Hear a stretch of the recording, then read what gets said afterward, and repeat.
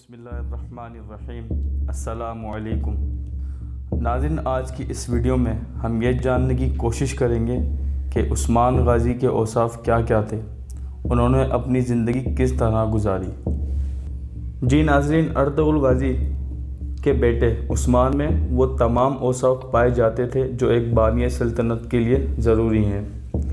اس کی ہمت اور شجاعت غیر معمولی تھی، اسے قیادت کا ملکہ خدا داد حاصل تھا۔ میدان جنگ میں اس کی بہادری سپاہیوں میں دلیری کی روح پھونک دیتی تھی اور انتظام حکومت میں اس کی دانش مندی رعایا کے دلوں کو اپنا گرویدہ بنا لیتی تھی۔ اسی کے عدل و انصاف کی شہرت تمام ملک میں پھیلی ہوئی تھی۔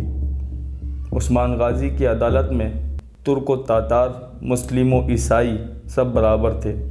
رعایا کی بہبودی اس کا نصب العین اور ملک کی خوشحالی اس کا مقصد نظر تھا۔ قرون اولیٰ کے مجاہدوں کی طرح اس کا طرز نہایت سادہ اور نمائش سے یکسر پاک تھا۔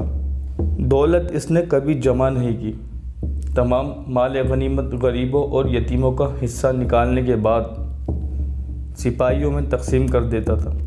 یعنی شہر میں اس کے رہنے کا جو مکان تھا، اس میں سونے چاندی یا جواہرات کسی قسم کی کوئی چیز بھی اس کے مرنے کے بعد نہیں ملی۔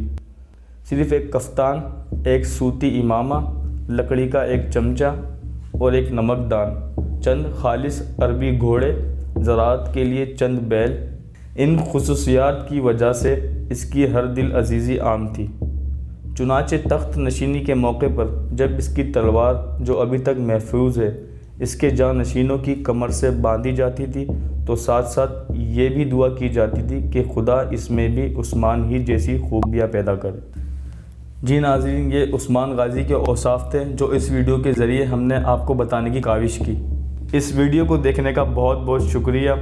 مزید ویڈیوز دیکھنے کے لیے ہمارے چینل کو سبسکرائب کیجئے، اس ویڈیو کو لائک کیجئے اور نیچے کمنٹ کر کے بتائیے کہ آپ کو یہ ویڈیو کیسی لگی، اور اس ویڈیو کو اپنے دوست احباب کے ساتھ شیئر کرنا نہ بھولیں۔